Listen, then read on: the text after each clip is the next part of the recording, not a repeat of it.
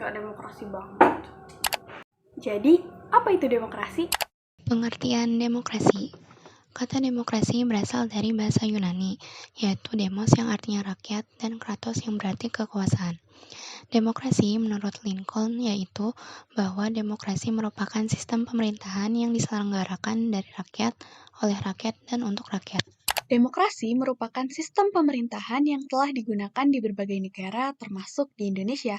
Salah satu negara yang menganut demokrasi memiliki ciri-ciri adanya kebebasan pers dan media, adanya persamaan hak bagi semua warga negara, adanya pemilihan umum secara langsung, serta pemerintahan yang ada di tangan rakyat.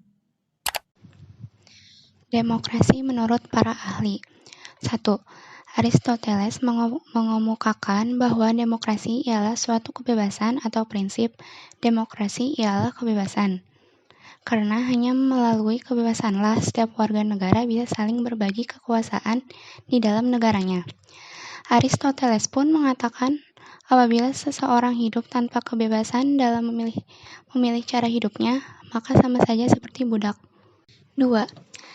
Harry Shoji menjelaskan bahwa demokrasi ialah suatu bentuk pemerintahan rakyat. Karenanya, kekuasaan pemerintahan melekat pada rakyat juga merupakan HAM bagi rakyat untuk mempertahankan, mengatur dan melindungi diri dari setiap paksaan dalam suatu badan yang diserahkan untuk memerintah. Yang ketiga, ada Abraham Lincoln yang mengartikan demokrasi itu ialah pemerintahan dari rakyat, oleh rakyat, dan untuk rakyat. Yang keempat, ada Cranberg yang mengemukakan demokrasi sesuai dengan pengertian dasarnya, yakni memerintah rakyat.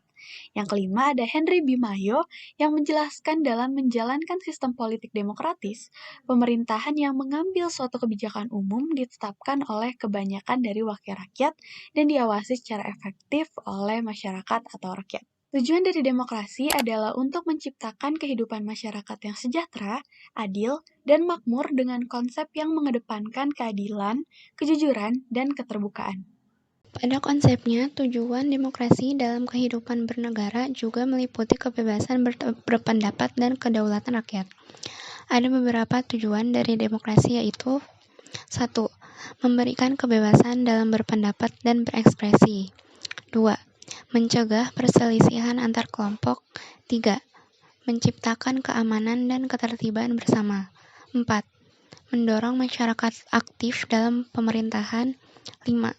Membatasi kekuasaan pemerintah. Negara demokrasi merupakan negara yang menganut bentuk atau mekanisme sistem pemerintahan dengan mewujudkan kedaulatan rakyat atas negara untuk dijalankan oleh pemerintah negara tersebut. Demokrasi selalu berhubungan dengan hak asasi manusia. Upaya untuk menegakkan demokrasi merupakan upaya umat manusia dalam rangka menjamin dan melindungi hak asasi.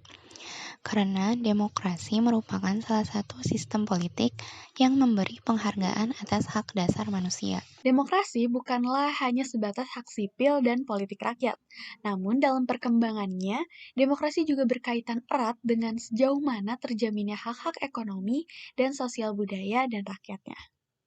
Dengan demikian, hak asasi manusia akan terwujud dan terjamin oleh negara yang demokratis dan demikian sebaliknya.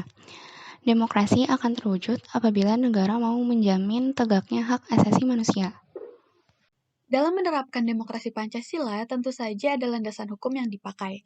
Landasan hukum berfungsi sebagai landasan yang memperkokoh status demokrasi Pancasila dalam sistem politik Indonesia. Dan secara hukum, penerapan demokrasi Pancasila merupakan implementasi dari Undang-Undang Dasar 1945.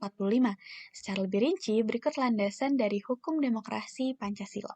Yang pertama ada Proklamasi 17 Agustus 1945, yang kedua Dekrit Presiden 5 Juli 1959, yang ketiga ada Supersemar atau Surat Perintah 11 Maret 1966, yang keempat ada Pembukaan Undang-Undang Dasar 1945, yang kelima ada Pasal 1 Ayat 2 Undang-Undang Dasar 1945, yang keenam Pasal 28 Undang-Undang Dasar 1945, dan yang ketujuh ada Pasal 28E Undang-Undang Dasar 1945 Ayat 3.